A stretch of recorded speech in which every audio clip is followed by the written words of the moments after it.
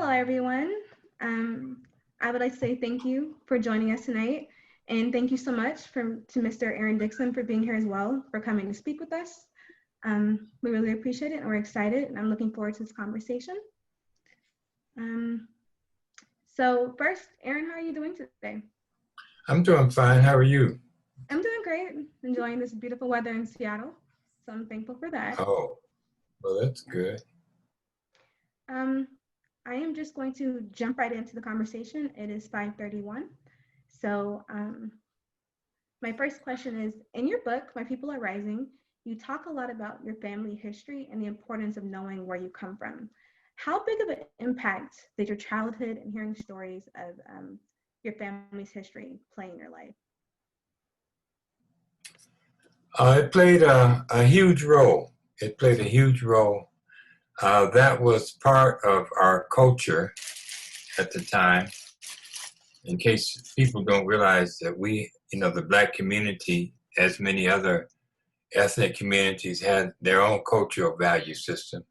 And one of the things in the cultural value system was oral tradition, was passing down stories. So I got a chance to talk with my great-great-grandmother, who was born in 1865. Talk with both my grandfathers, who were born in the early or late 1890s or early 1900s, and my father and mother. So it was very important. It really shaped us in terms of grounding us and understanding, that we had a role to play in uplifting our family and our community. As you look back to that time in your life, who were some of the leaders that inspired you? Some of the leaders? Yes. Well, first of all, my father. Let me say he was one of the most important persons. And then there was also Paul Robeson, who I consider to be one of the greatest human beings in America. And of course, Martin Luther King and Stokely Carmichael. So those were some of the people that had played an important role in terms of people that I looked up to. When you think about community safety, what does that mean to you? And what does it look like when a community feels safe? Well, that takes me back to when I was growing up, both in Champaign, Illinois, and Chicago, and in Seattle. And we lived under what was called segregation, which was a great thing. Living in your own community with your own people, with your own businesses, and doctors and lawyers in your community. The community full of people that look like you. In Seattle, we also had Japanese and Chinese and Filipinos that lived in our community. So we were all people of color living together. And because of our cultural value system that, first of all, you had to have respect for the elders. Secondly, the children were the most cherished elements in the community, which meant everybody in the community looked out and took care of the children, even the teachers in the schools who had paddles and rulers who disciplined the kids when you were out of control. And you could do that without worrying about the parents running down to the school and cussing you out because that was their job. That was their job to help to discipline the children. And so, we felt safe in our communities. We felt safe both in Chicago, on the south side of Chicago where I lived, and Champaign, Illinois, where I grew up, and the housing projects we lived in, and the surrounding communities. Everybody looked just like us. You know, when we were in elementary school, when, you know, from first grade, we walked to school. You know, we walked to school without fear. We walked home from school. We walked to the grocery store at a very young age, without any fear. And so it felt safe. You know, we never really thought about being afraid of anything or anyone in our community. You know, we had pharmacists. We had Black pharmacists in Seattle. We had our own pharmacists. We had our own doctors. We had lawyers. We had Black gas stations, Black cleaners. And, you know, when you walk into these type of establishments and people look just like you develop a relationship with them, you know, a first name relationship with them. And even in some cases, there were like Jewish delis that were in some of these neighborhoods. There were Chinese grocery stores, and you know, they knew you and you knew them, you know.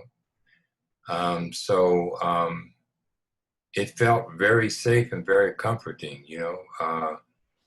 We didn't have to worry about, you know, being shunned if we went somewhere outside of within our community, being shunned and worrying about people looking at us and staring at us, wondering what we were doing. We didn't have to worry about any of that. You know, we could walk, you know, through all the neighborhoods. In Madrona, we could walk to Lesshire. We walked to in the valley, Madison Valley, and I'm talking about we were very young, at a very young age. You know, I remember when we used to go to the bean fields to make money. This is in Seattle. We used to go to the bean fields. It meant you had to get up at 3 in the morning, and you had to be there where the bus was at 4 o'clock in the morning. And that meant we would walk downtown by ourselves. You know, we were in middle school, walking downtown to ourselves to catch the bus to the bean fields to make money. So it was not to have to worry about fear, and being in a community was just it was just beautiful. You know, it was wonderful. So the police were the only elements that we had to worry about. But you know, we took care of most of the issues in the community amongst ourselves. You know, the police was very seldom called. They weren't called for domestic problems. And I remember my sister's best friend at the time, who was pregnant, started her baby started to come, and my father went next door and helped to deliver the baby. So, you know, this was the type of neighborhood we grew up in. It was like that all throughout Black communities across America. So it's always baffled me why people thought integration was so great, you know, so good. I mean, there's very few, if any, communities that are cohesive, that are concerned about integrating into white America. You know, there was a branch of the Cherokee Indians that did want to integrate. The majority of the Cherokees didn't, but there was a branch of the Cherokees that wanted to. And it was disastrous for them. And they were looked down on by other Native people throughout America for wanting to integrate into America. So that's what it was like, you know, growing up in a Black community, a community of color, and knowing everybody, and always having places to hang out. You know, we had multiple places to hang out. You know, we had tons of places to hang out. Hey, Aaron, I think Gordon would Yes. like to do a quick introduction real fast. So if you just hold that point, we'll come back Okay. to it. Thank you. Okay. Oh, I feel terrible introducing such a good conversation. Yeah, staff's telling me we should just introduce the speakers for folks who are less familiar. We sort of jumped into it, which was wonderful. So thank you all for being here. Really quickly, my name is Gordon Padelford. I'm the Executive Director of Seattle Neighborhood Greenways. And our mission is to organize and mobilize people to make every neighborhood a great place to walk, bike, and live.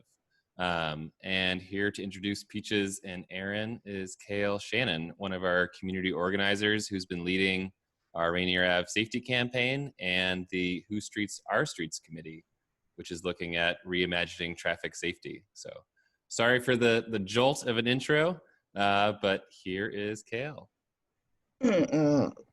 Good evening, everyone. I'm glad that you're joining us for this awesome conversation between Aaron Dixon and Peaches Thomas. Aaron is the founding member and captain of the Seattle chapter of the Black Panther Party. And if folks are familiar with the Black Panther Party, they really did some great community implemented some great community stuff for community, like the free breakfast for school children program that fed over 10,000 children every day. He also was instrumental in the opening of a free medical and legal clinic, which later became the Carolyn Downs Clinic. And he is also the author of The People of My People Are Rising, Memoirs of a Black Panther Captain. And you can actually see that interview on History Makers. Aaron didn't want me to say a whole lot about him, so I want to respect that. But for me, he's been someone that I have looked to as a mentor, and I've learned a great deal from him. So I just want to honor him and thank him for all that he's done for communities around the world. So thank you, Aaron.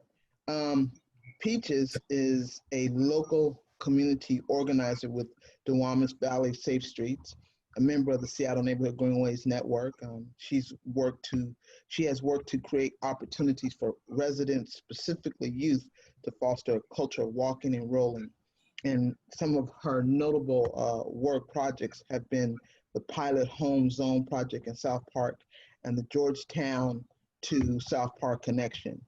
And she also received the Unsung Hero Award presented by the South Park Neighborhood Association.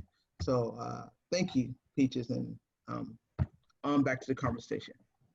Thank you so much, Kale. Okay. And thank you so much, Gordon. Thank you for the introductions. And Gordon put some nuts and bolts information down in the chat. That might be very helpful to people. And we will have a question and answer segment a little bit later on in this conversation as well. So back to our conversation, Aaron. I was actually getting to the point where I wanted to ask you about, so you were about 19 when you became a captain of the Black Panther Party and a founding member of the Seattle chapter. What was the defining moment that led you to that decision? For the people on the call who may not. Well, the defining moment was the death of Martin Luther King. And when Martin Luther King was assassinated, the civil rights movement died along with him.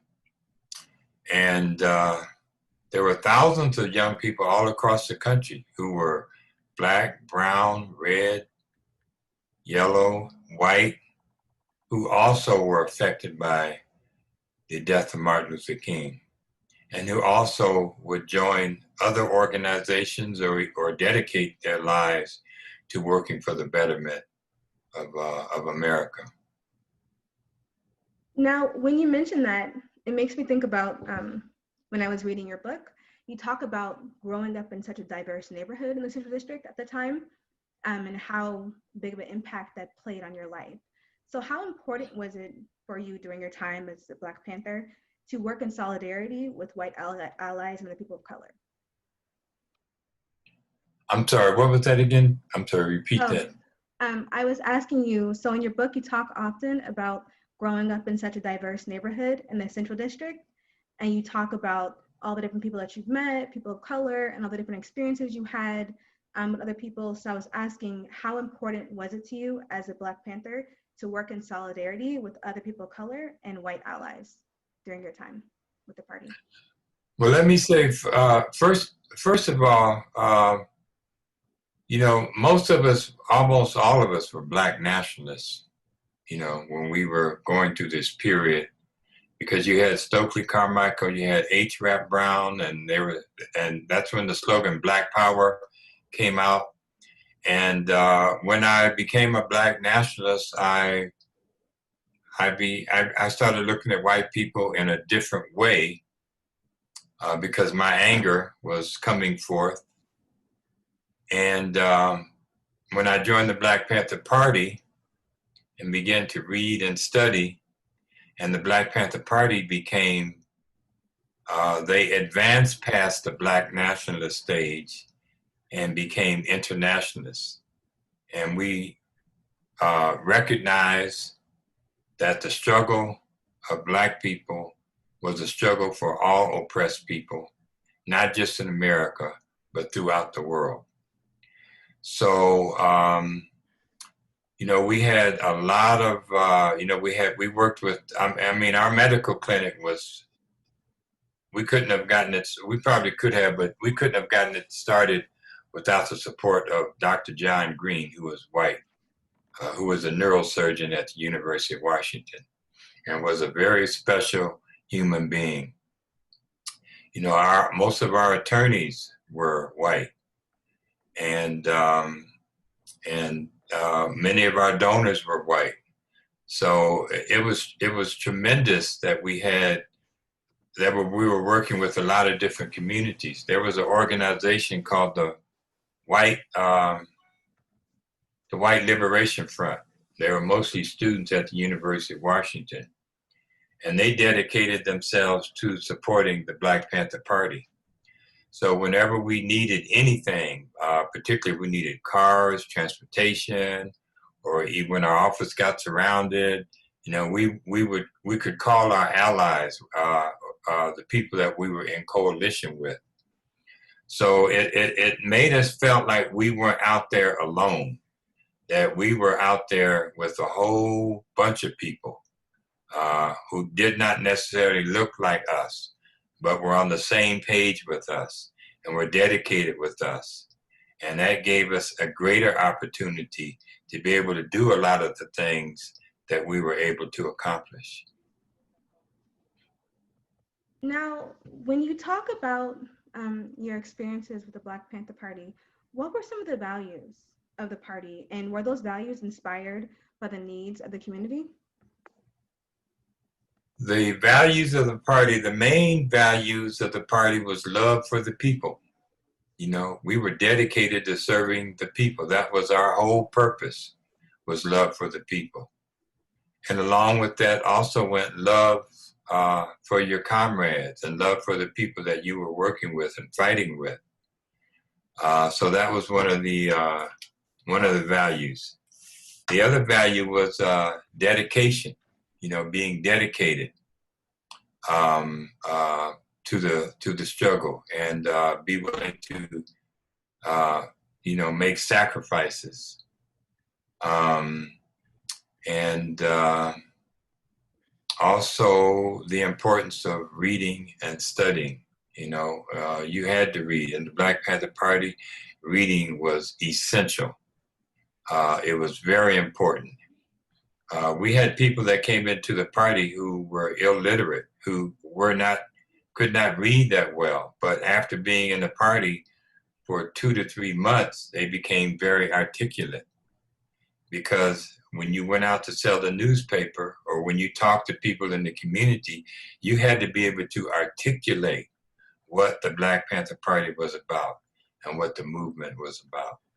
So those were some of the core values of the party. Also, another one was not being afraid of death. Not being afraid of death, and knowing that your life could be sacrificed at any point. But knowing that that was not going to stop you from doing what you had to do. It seems like a lot of people are very familiar with the medical clinic, and then some, the breakfast feeding program, and then also like the lunch program. I think people are less familiar with like the educational programs that you guys had. So can you speak a little bit about that and how important that was to have something for the youth, like the Liberation School? Yeah, the Liberation School. At that time, there were no summer programs for kids in the community. So that's why we started the Liberation School. And the Liberation School allowed us to be able to take these young people whose parents were at work and didn't have anything to do, and they could come to our Liberation School, and they could learn about Huey, they could learn about Bobby, they could learn about a lot of other different things in terms of the movement and the history. We took them on field trips, and Chuck D from Public Enemy, that's where he got his political knowledge from, was the Liberation School in New York.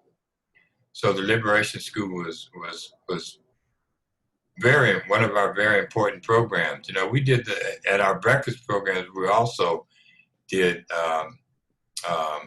political educating to the young people while they were eating breakfast. So because we always said the youth are the future.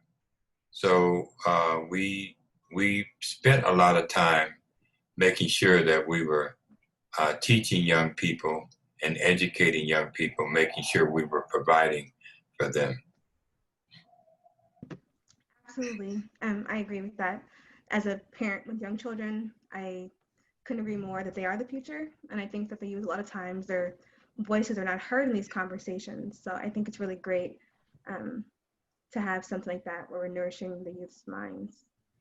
You mentioned the newspaper. So I'm not sure if people are as familiar with the Black Panther Party newsletter. So if you can talk a little bit more about that and the role that it played during your time as a Black Panther and what it meant to the organization as a whole and the community organizing efforts. Okay, yeah, it wasn't a newsletter. It was a real newspaper.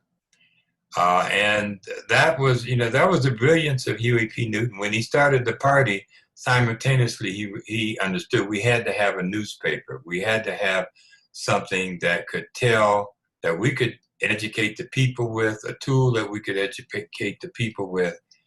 And the newspaper, what we learned in the party in terms of the newspaper was that power is the ability to define phenomena and make it act in a desired manner. That meant whoever controlled the message had the power. And that was the most powerful weapon that we had. And the FBI tried to do everything they could to stop that newspaper from coming out. But for the whole 16 years of the Black Panther Party, that newspaper came out every single week. And every Black Panther Party member was ordered to sell 100 papers a day. And we had newspapers in the barbershops, in the grocery stores, all over the community. And that paper went all over the world. We had a worldwide circulation of 250,000 to 300,000 worldwide. And it was considered one of the best alternative newspapers in the world. The newspaper even found its way to Vietnam, where a lot of Black soldiers were able to read the newspaper and see what was going on in America and understand what was going on in the world, and also understanding what the Vietnam War was all about. I was not as aware of the newspaper, so thank you for sharing that with me. I also want to ask you about economic development. I know that in our conversations, you spoke about some of the businesses that were started by members of the party as well. Can you talk a little bit about that and how important that was, economic development to Black Panther Party, especially in the Black community at the time? Yeah, that came a little bit later, the economic development, because we understanding that everything is in a constant state of flux, nothing stands outside of change. the party was always transforming itself. It was always developing and evolving. You know, the first couple of years of the Black Panther Party, our focus was on police brutality. And so our focus was on teaching people they had a right to be armed and teaching people they had a right to defend themselves and that we as party members were going to defend ourselves. And so we had a uniform that we wore, black leather jacket, black beret, black pants, and so on. And by 1969, we got rid of, we were ordered to take our uniforms off so that we can dress more like the people in the community, because the people were becoming afraid of the uniforms at some point because of the media, and so we're evolving. In 1972, the Black Panther Party understood the importance of the electoral process, and when Shirley Chisholm announced her presidency, she was the first Black congresswoman. When she announced her presidency to run for president, the Black Panther Party was the first Black organization to support her. And if I might add, a lot of the Black congressmen would not even support her because she was a woman. But, you know, we had been educated in 1970, 71, Huey wrote a statement in support of the gay rights movement because we were about all people being able to live the type of life that they wanted to live. And he also wrote a statement to the women's movement, because the women's movement followed the gay rights movement. And, you know, we supported the women's movement. So, you know, we were always evolving as an organization. And so in early 1970s, that's when the Black Panther Party began to look at opening up businesses to support some of the things that we were doing. You know, in Oakland, we had a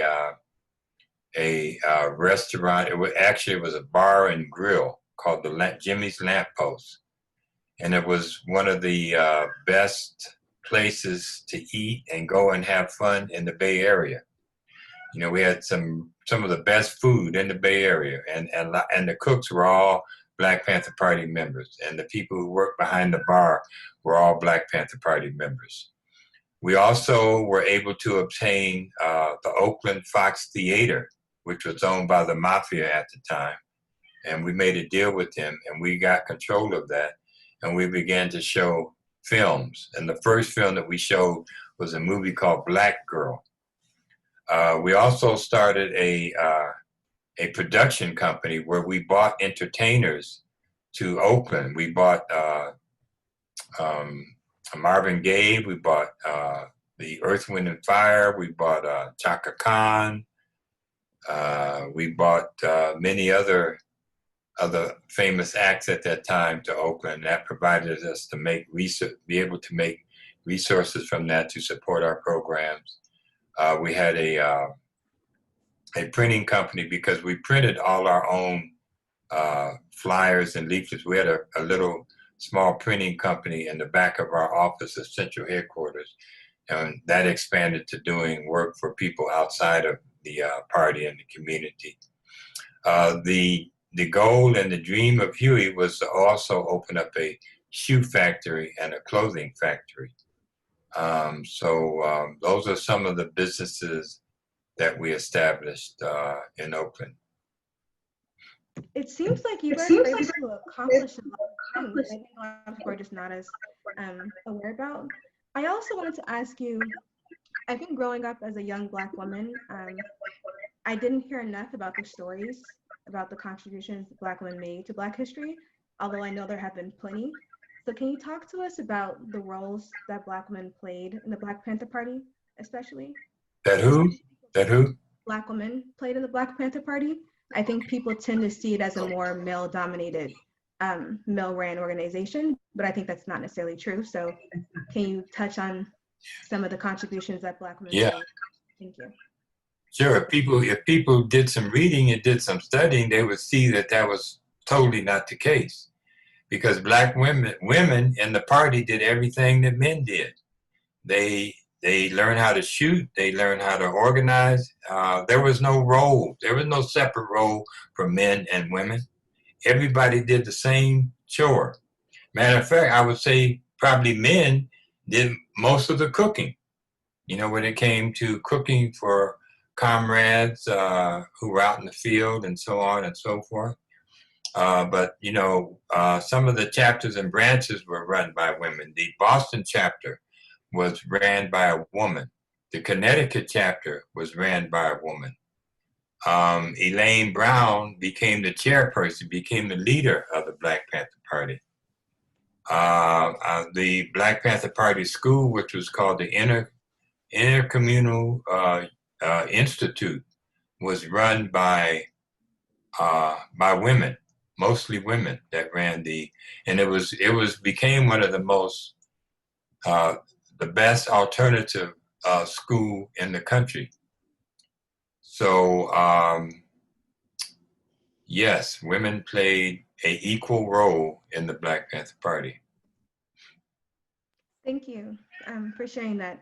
I also want to say that it seems like it took a great deal of organizing and having a solid foundation as a group to definitely bring a lot of these programs into implementation, and then also to keep the group, the party running for as long as it did. How important was it to have that solid foundation and those principles for the party as other chapters opened and across other places? How important was that? Yeah, it was vitally important because we did so much work. We did so many things, you know.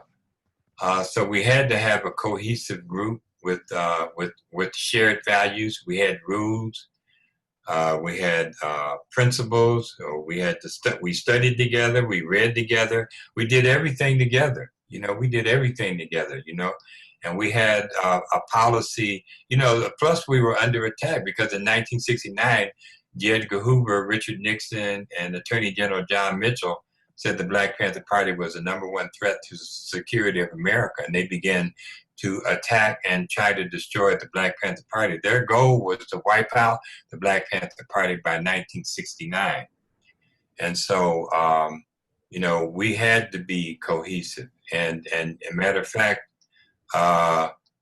your whole life was dedicated to the Black Panther Party. A lot of us who were college students, we dropped out of school to become full-time members in the Black Panther Party.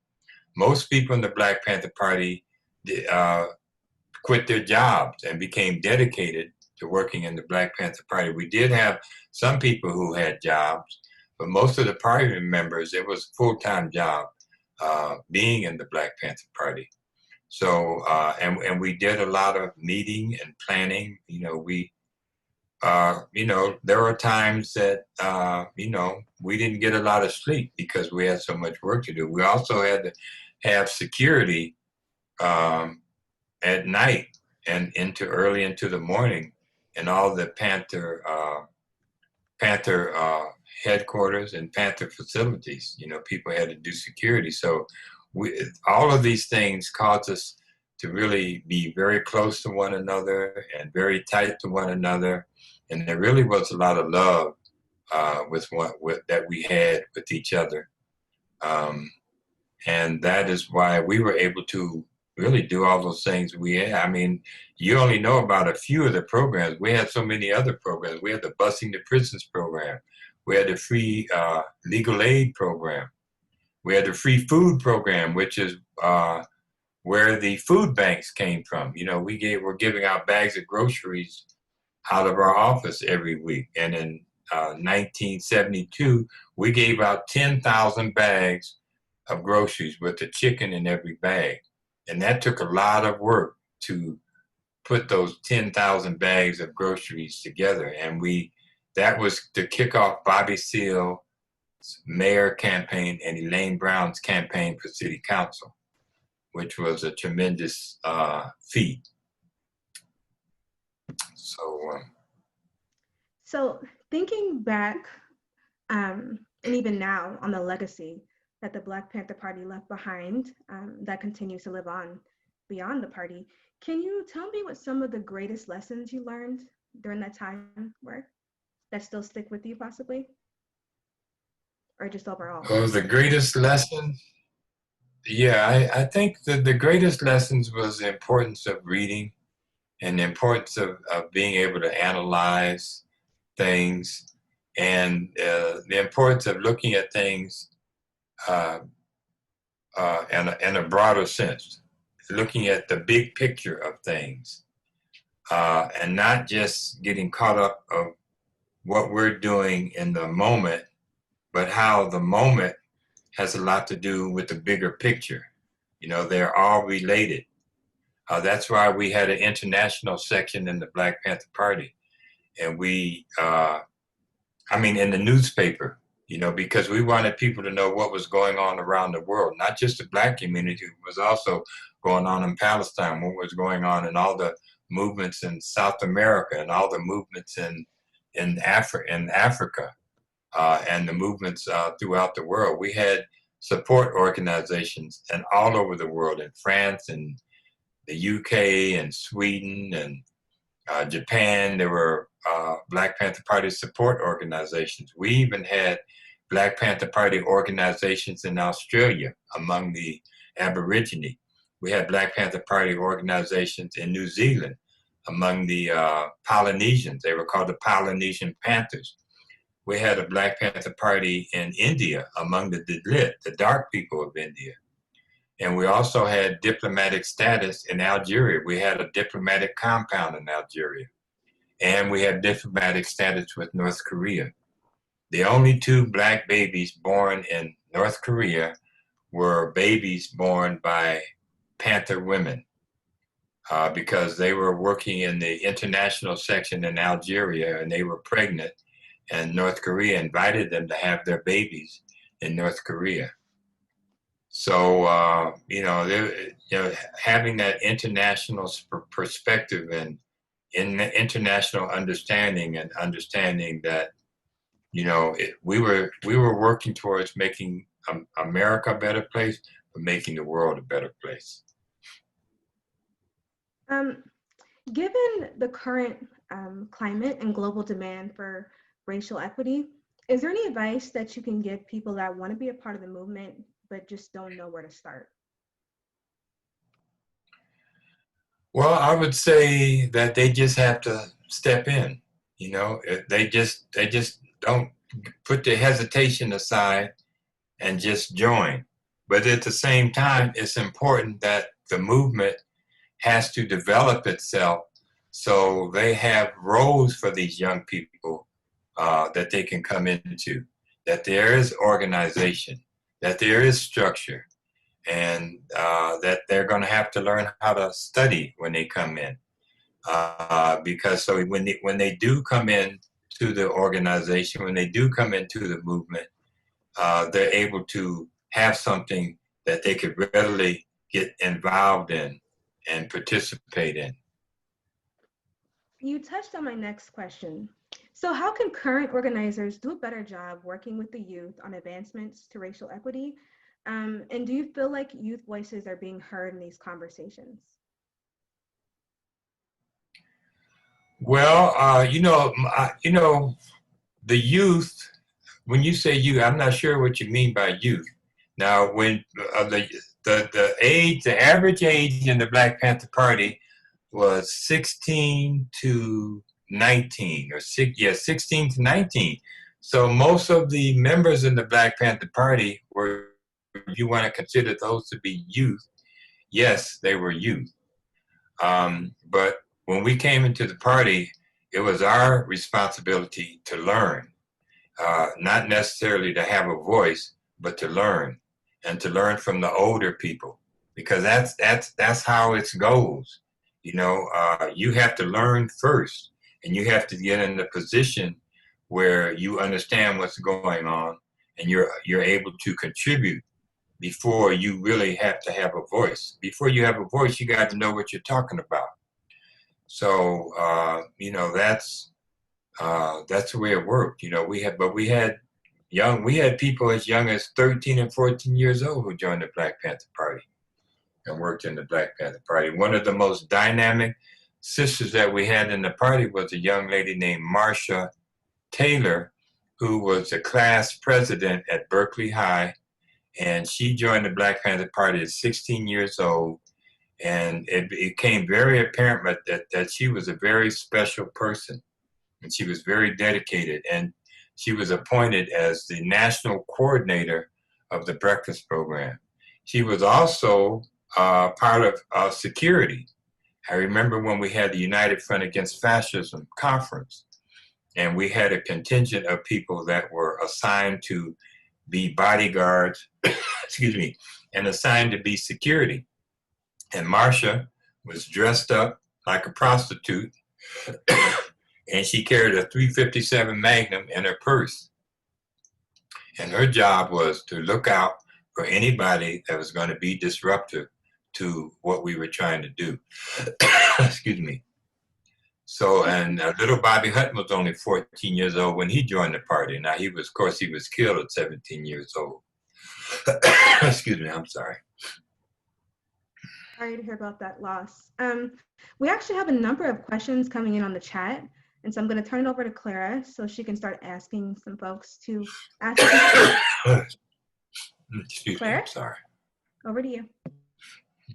Thank you so much, Peaches. And thank you to Aaron, too. This is a really fantastic discussion. So we have a ton of questions already coming in on the chat. And my goal here for the question and answer portion of tonight is that I would really love for people to be able to ask their own questions. So it's going to take a little bit of some tech working, but I'm going to try and unmute those of you who've asked questions into the chat already, so that you're able to make this feel as in-person as possible, even though we're on Zoom right now. So feel free to keep dumping the questions that you have into the chat. We're saving them and I'll jump back to you as we go through. Before we jump into that, I'm going to actually break for a second, give Peaches and Aaron a chance to rest their voices for a minute or two, and have Gordon do a quick overview of Seattle Neighborhood Greenways.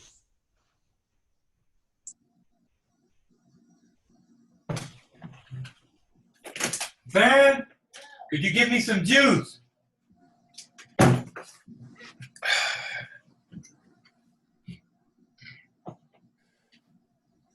Thanks, Clara. Yeah, I'll just give a little brief interlude before we get to the Q&A.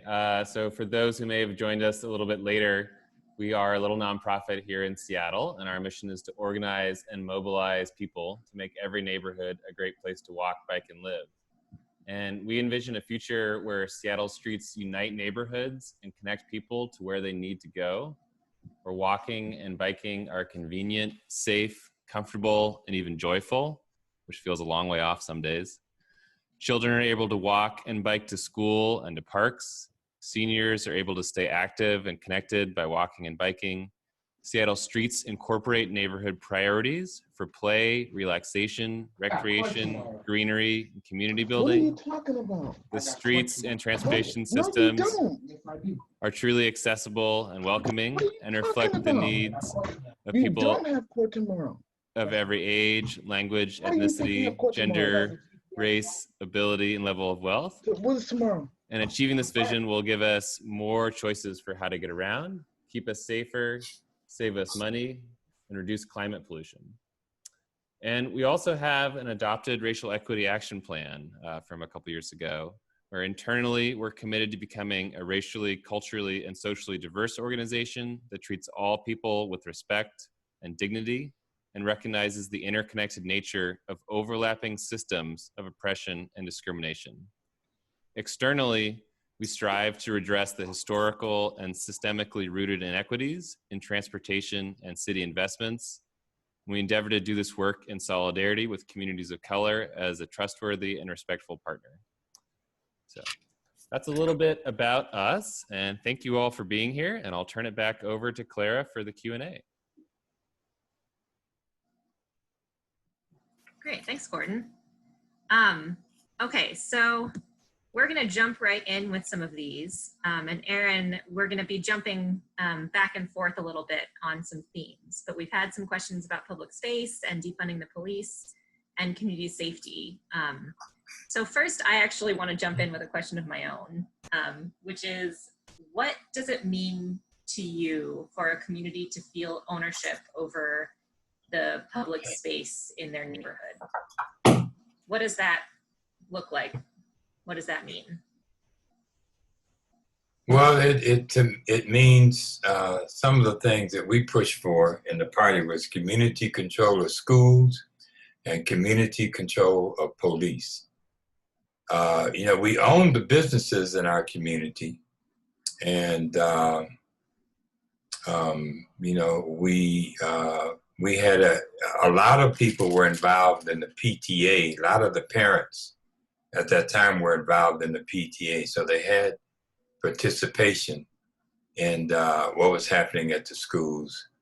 So to me, that's what it would mean, that the institutions that were in our community, that we had control of those institutions, because that gave us the ability to make sure that those institutions are doing the right thing in terms of supporting the youth and supporting the community as a whole.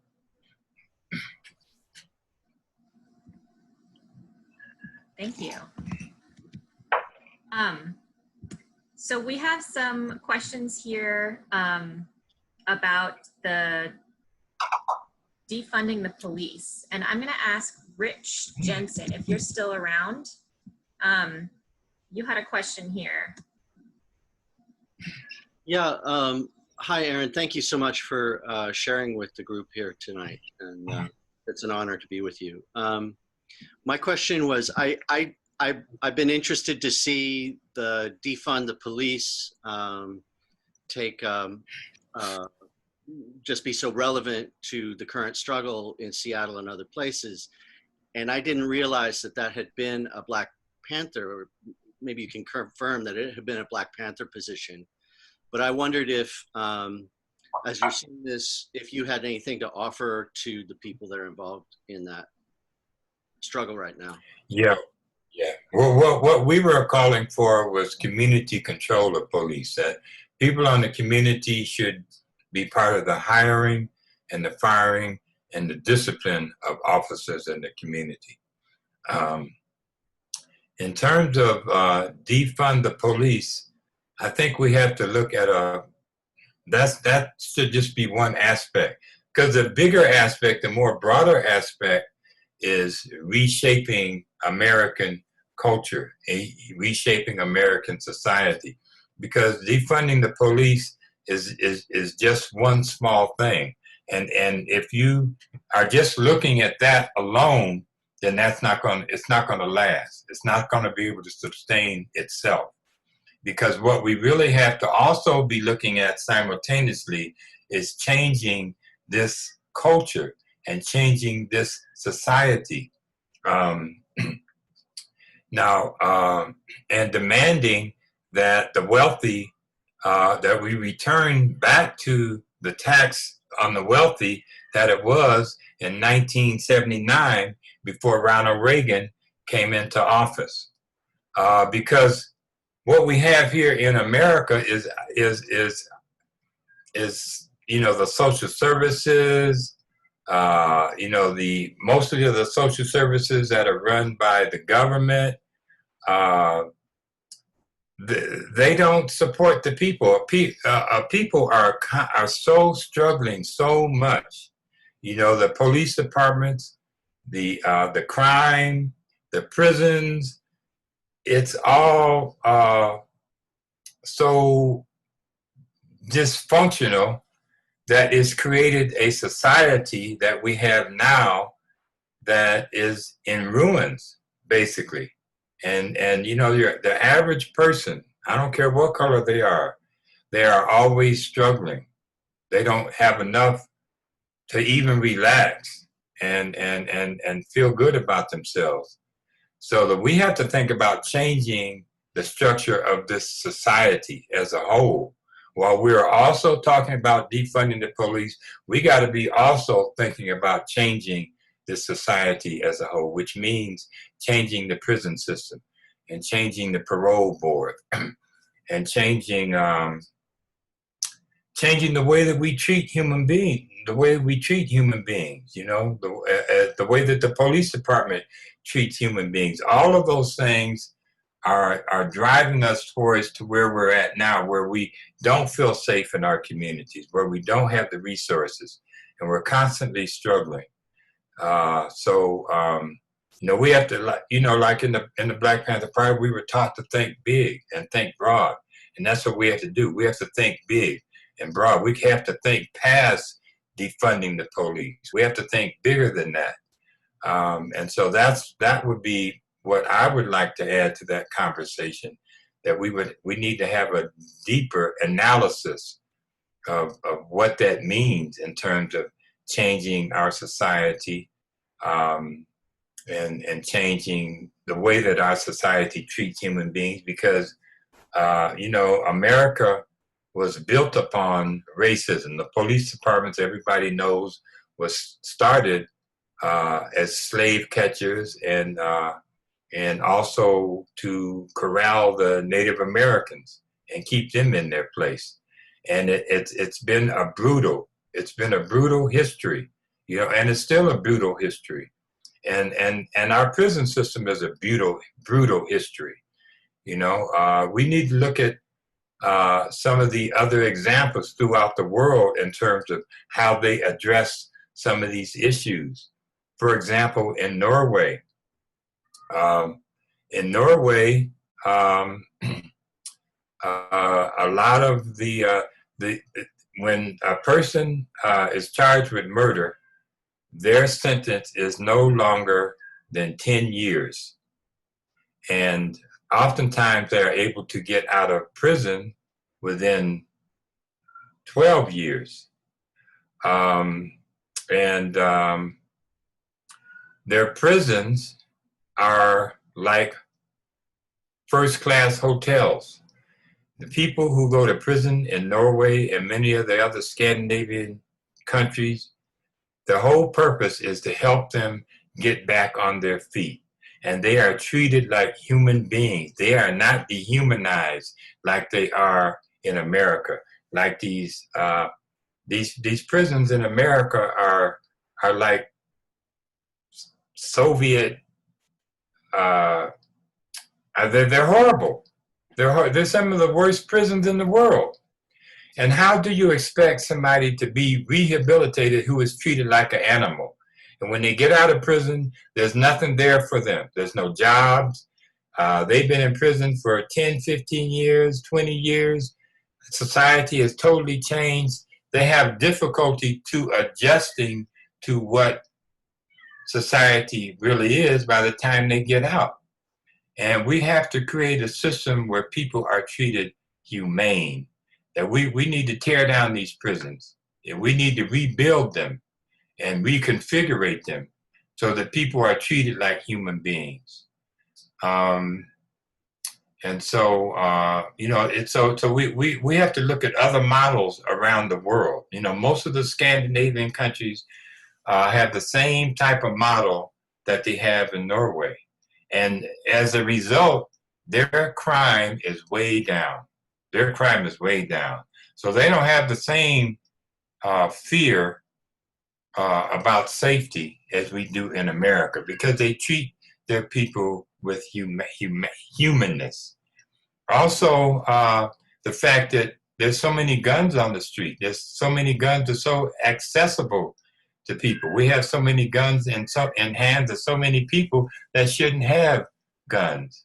And it's created a tremendous amount of fear in the American people. And of course, that goes all the way back to the Wild West. You know, people want to hang on to that Wild West mentality. We need a society where guns are taken off the streets, where guns are not in the hands of mentally ill, they're not in the hands of crazy people, they're not in the hands of people who shouldn't have guns. We got way too many guns on the streets. And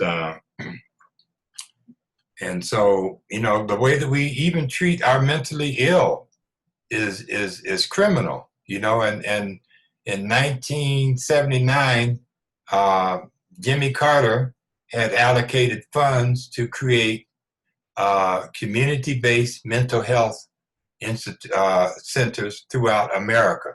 And when Ronald Reagan came into office, he cut that bill out. And Ronald Reagan has led us to where we're at right now. And Donald Trump is taking us even further. You see what Donald Trump has done in 4 years in terms of creating the racism and the hysteria around race that he has created.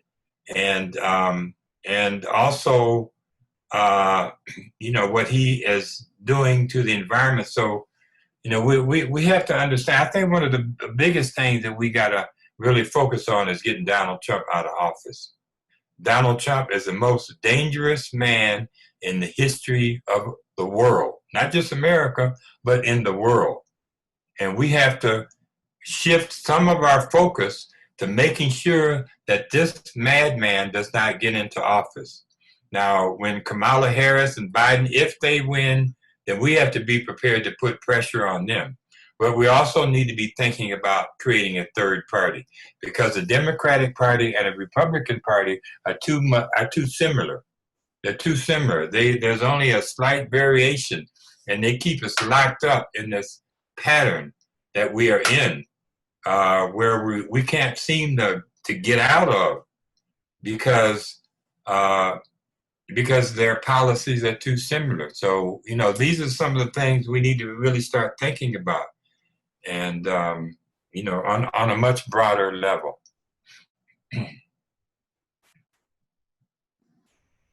Thank you so much. That's actually a really great lead into a question from Doreen.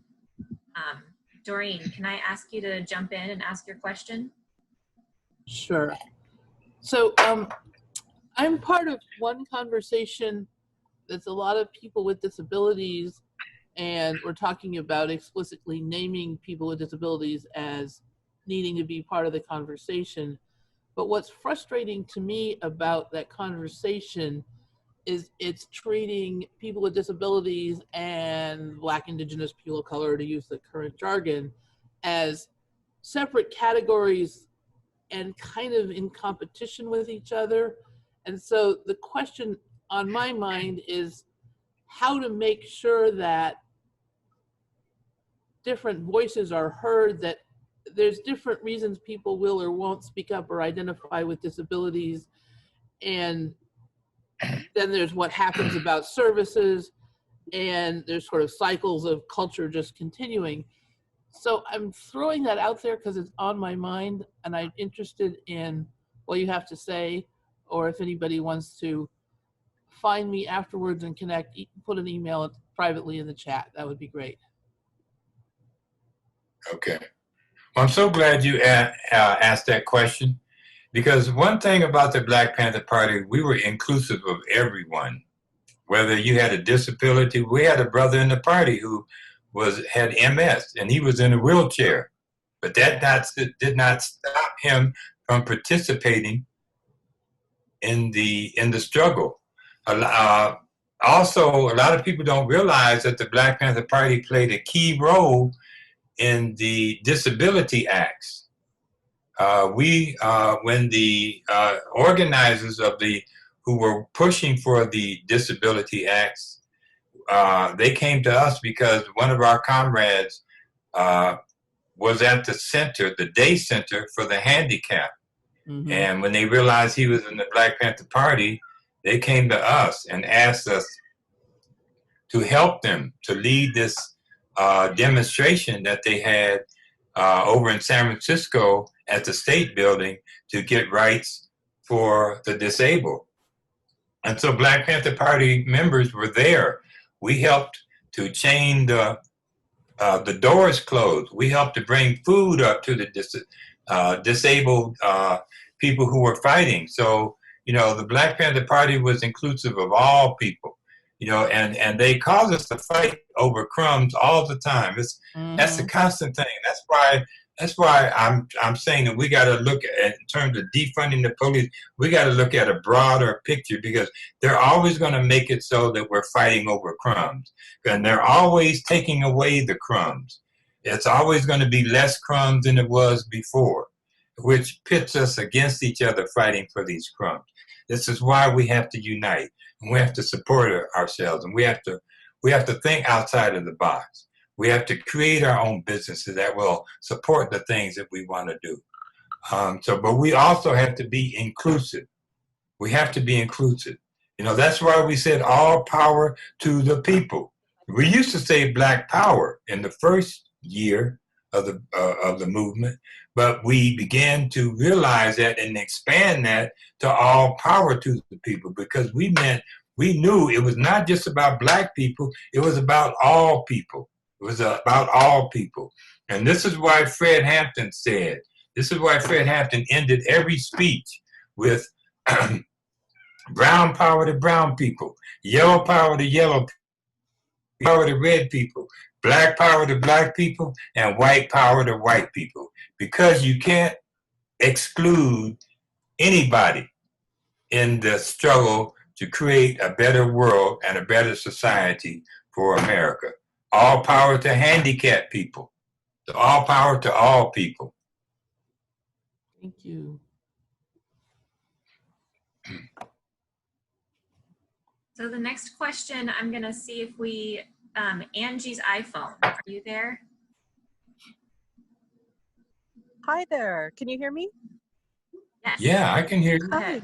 Oh, thank you. Yeah, thanks for taking my question, and thanks so much for this presentation today.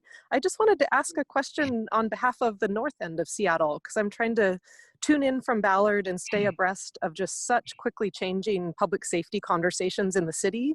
And I'm just curious if you have any insights about what community safety can mean for other neighborhoods around the city that, maybe are different from the ones that you grew up in, and that are, very rightfully being very closely listened to right now. But are there scalable ideas that you maybe want to emphasize or share that could work, for a neighborhood like Ballard or other North End neighborhoods that are growing very quickly and really don't have a lot of social cohesion because we have so many new people and so many different things going on? So just curious if you have any insights about that.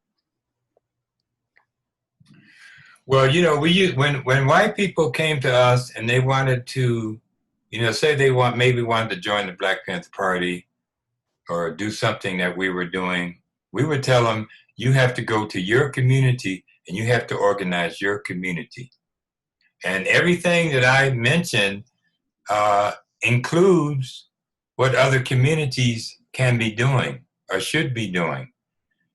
Because we're all being affected by this, not just the Black community. All communities are being affected by it.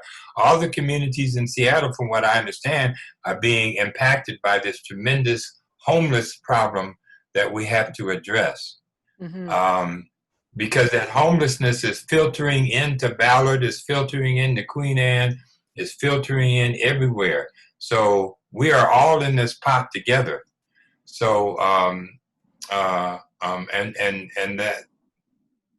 that's why it's important for us to have relationships with other communities and support one another, support each other in our struggle to create a better America and to create a better world. I hope that answered your question. Thank you. Mm-hmm. Yes. The next question, Bob Anderton, are you there? Sorry, I am here. Oh, I should be, sorry, it's complicated. Well, my question, you can hear me, right? Can you hear me? Yes, I can. I lived in South Park where Peaches lives, and it now must be 10, 15 years ago, we had cameras put in on the corner of 14th and Cloverdale, and it was pretty controversial. People didn't like the idea of the man monitoring us. But I think I would hope that everyone here doesn't like the idea of, say, police shooting someone in the back 7 times. And so I'm just wondering if you can talk about automation of traffic enforcement versus police, because we don't want traffic violence, but we don't want police violence either. And how do we keep crazy people with 500 horsepower cars from going insane speeds? See, that's all part of a culture. We need to have a cultural transformation in this country, and where people respect one another. Things are so different from when I grew up in the 50s and 60s to what we are seeing now. Like you said, cars racing up and down the street. That wasn't allowed. The community would come out. If we saw somebody who was racing up and down the street, the community, people in the community would make sure that wasn't going to happen again, So we have to, in America right now, we don't have a culture. Our culture, what we do have a culture that is based upon racism, that is based upon greed, and it's not based upon respect for the elders anymore. It used to be respect for the elders. It's not based upon family. It's not based upon community. It's not based upon protecting the youth. So we need to get back to creating a culture that is sustainable, because this culture is not sustainable. It's not sustainable.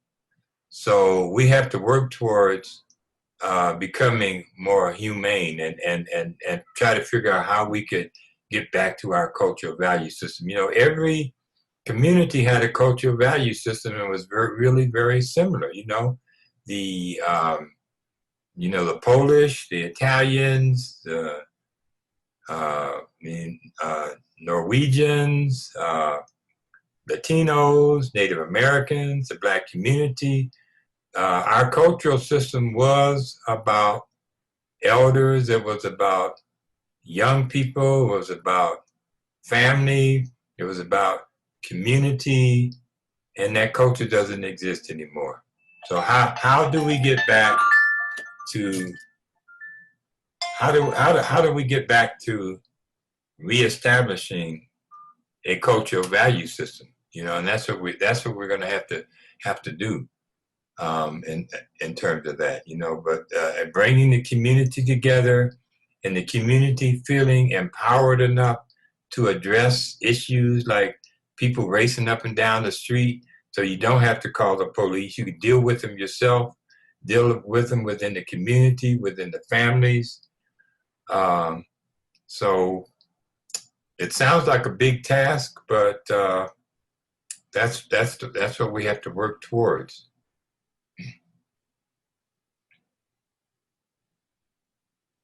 Thank you for that. I really appreciate you saying that. For the next question, I'm going to see if John Patterson is still on the line. Yep. John, are you here? Yep. Hey, so you talked briefly about the need for sort of common sense gun control provisions, but also about the community policing and the self-defense rotation that the Black Panther Party had to set up. And I guess this is one of my trepidations with gun control proposals, is knowing that, California's first gun control was introduced when the Black Panthers started carrying. So, what advice do you give to allies on what to look for when supporting gun control legislation? Let me see. I'm not sure if I understand your question. Yeah, let me try. Go ahead, break it down a little bit more. Yeah. So the first gun control legislation in California was introduced in response and targeting the Black Panther Party for carrying. And Yeah. so it's Yeah. gun control has a history of targeting minority communities and minority organizations as a cudgel against them. So like, what should I look for when someone's proposing a gun control bill to know that it's common sense versus potentially harming community organizations such as the Black Panthers? Well, let me just add also, in Seattle, we carried our weapons out in the open. And the Washington State Assembly also passed a law against us from being able to carry our weapons. So there were two legislations against gun control, one in California and one in the state of Washington. So, but I think most importantly is, like I said, there's too many guns on the streets and too many guns in the hands of the wrong people. And so, I mean, you will be able to know if a legislation of gun control is directed at people of color. That would become very obvious. But right now, there is no energy pretty much at all in terms of gun control, period. So we have to start from that basis, that we need to have some type of gun control and get these guns off the streets. And you know, if a person has a weapon, leave that weapon at home. That weapon should be home in your house to protect your family. And that's it. It shouldn't be carried out on the street. It shouldn't be open out on the streets. Shouldn't be taken into schools to kill kids. Shouldn't be able to go to the grocery store with your guns and shoot a bunch of people at the grocery stores. Right now, it's insanity. You know, this is insane. What is happening here in America with this gun mentality, this Wild West mentality that we have.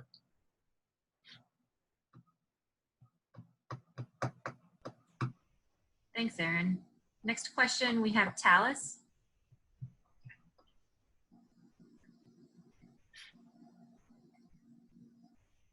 Talis, are you still here?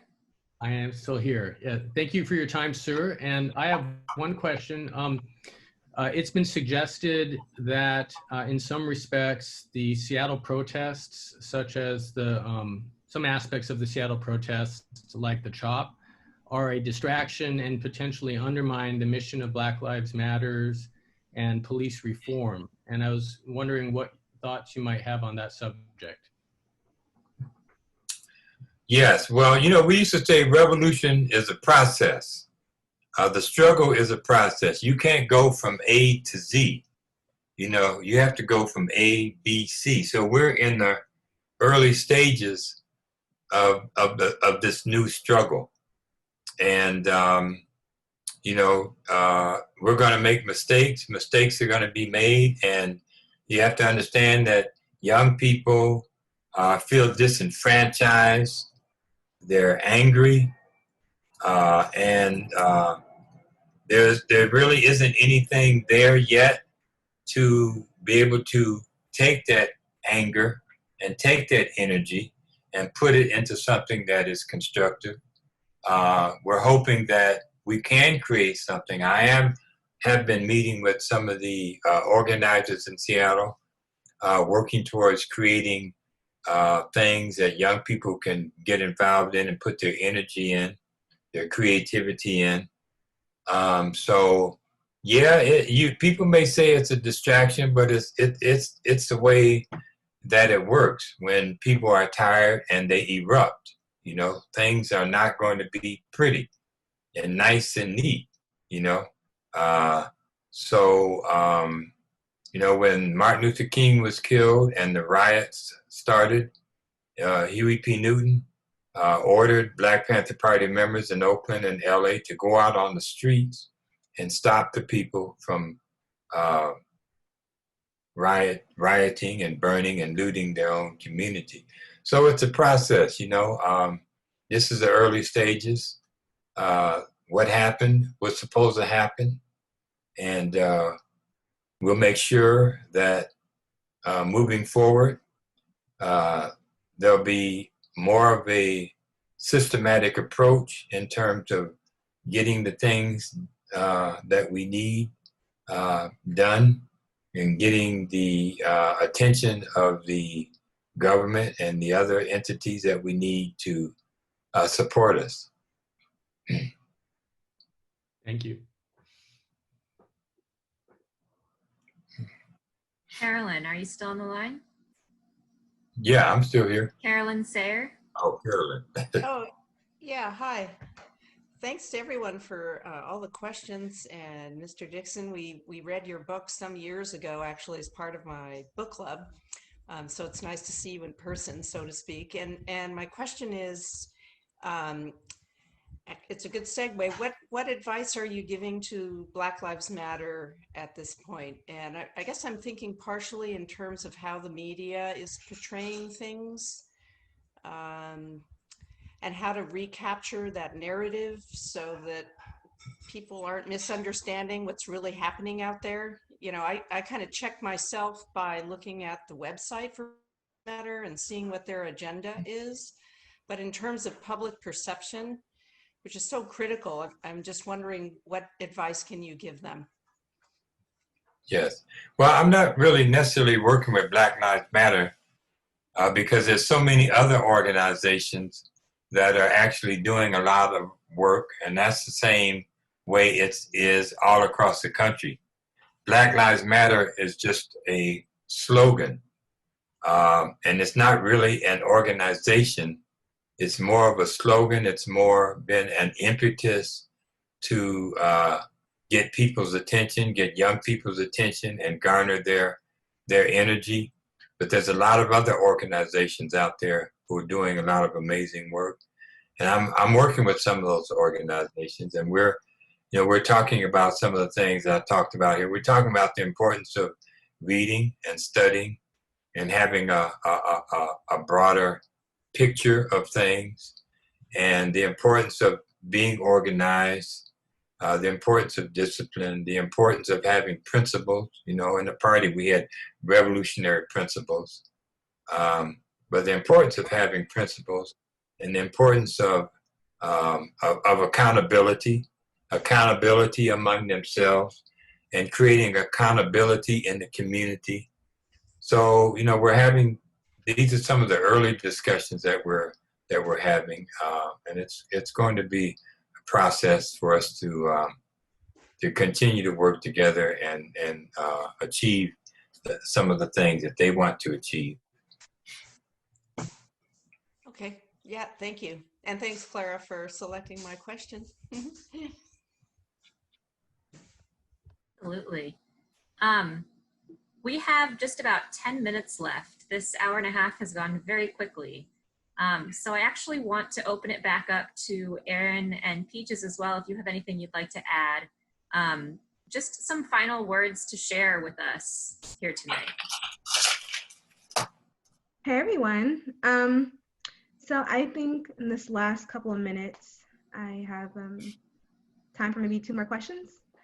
So Aaron, first, I was wondering, you know, if you could share with us what you're currently working on. Are there any projects or community organizing efforts that you're part of that you would be comfortable letting us know about, or that you would like to shout out? Yeah, well, most of what I'm focused on right now is writing. I just finished a second book called Journey Through the Black Underground. It's about Ronald Reagan, the crack cocaine, and the destruction of the Black family and the Black communities. I just finished with that. I'm going to be working on a third book, which is going to be on Huey P. Newton. And in terms of organizing and that type of work, I'm really not doing any of that up until a couple of weeks ago when I got a call from some of the young people in Seattle. So I'm committed to working with them and helping them in terms of their objectives. And maybe we could create something that could be an example for the rest of the country in Seattle. Actually, I want to try to squeeze in 2 more questions because when you mentioned you're writing 2 more books, I wanted to ask you about the inspiration behind writing My People Are Rising. I'm currently reading it. I'm about halfway through the book. It's absolutely amazing.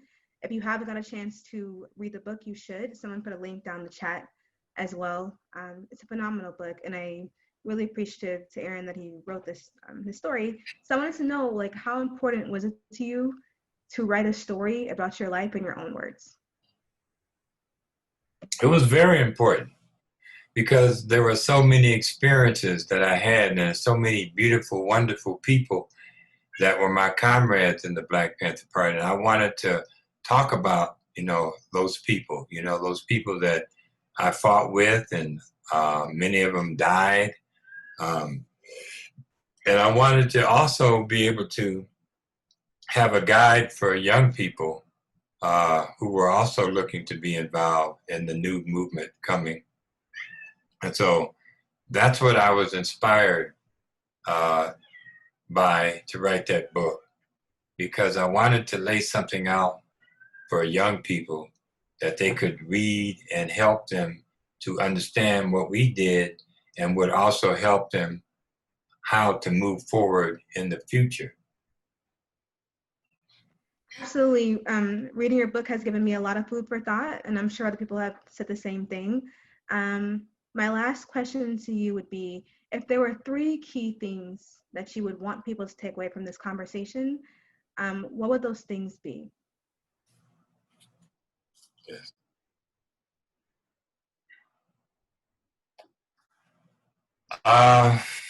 3 things would be to think big. Think big and look at the bigger picture. The importance of reading and studying. I cannot overemphasize how important that is. And that changing our society is a process. It's a long process. Actually, this process began with Martin Luther King and Stokely Carmichael and H. Rap Brown and many other people. It began with them. And as you can see, this is 50 years later, and we're still trying to figure out how to create a better society. And so I'm hoping that we could learn from past mistakes. And that's why I said right now, the most important thing should be for all of us is getting Trump out of office. That is number 1. Because as I stated before, he's the most dangerous person in the world. And he's tremendously dangerous for America. So, and we could, like I said, we can, if Biden and Kamala get in there, we can put pressure on them and make them do the right thing. We should have done that with Obama.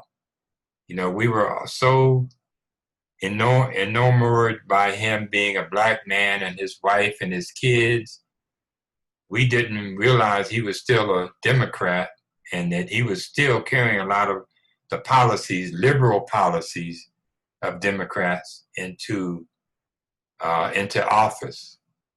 And we should have been out on the streets by the thousands, demanding that he do the things that we wanted him to do. And so let that be a lesson to us, that we can never rest, that the struggle is constant, and that the fight is constant. And we have to make everybody accountable who lords over our lives. Thank you. Thank you. Thank you so much for joining us and for sharing your thoughts and really enlightening us during this time. I really appreciate it. And especially as a young Black community organizer, it's really given me a lot to think about, and it's really inspired me in a lot of ways. So thank you. for joining this conversation, for allowing me to get the honor and privilege of interviewing you. And thank you for everyone that joined in with us as well. Clara, do you have any final words or thoughts? Thank you so much to you, Peaches. You did a fantastic job here. And Aaron, thank you so much for being here and sharing your wisdom and experience with us. This has just been such a great hour and a half to spend with you. I also want to give a huge thank you to our partnering organizations that were able to help make this possible. Disability Rights Washington, Feet First, Sierra Club Seattle, Transit Riders Union, Transportation Choices Coalition, and the Urbanist all pitched in to help out. And a huge thank you to everyone who came and who shared questions and resources in the chat. I apologize that we couldn't get to everyone's question tonight. The time went really quickly. And I just want to let everyone know that we did record the chat tonight, and it'll be available. We'll send it out via email later this week to everyone who shared their email with us in the registration, as well as a complete transcript. And I want to thank Kevin for doing the closed captioning for us tonight and providing that transcript. That's really valuable. If you are interested in seeing that, we'll post it also on our Seattle Neighborhood Greenways website. It's seattlegreenways.org. Thank you very much to everybody and to Aaron. I know that we can't really give a live round of applause here, but if everyone wants to shake your hands in the air or make a little applause that way, we really appreciate you being here and chatting with us. I just want to end by saying, oh shit.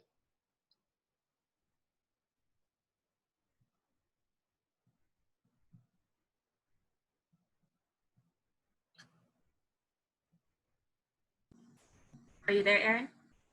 Yes. I think you Can cut you hear out me? a bit. Yes.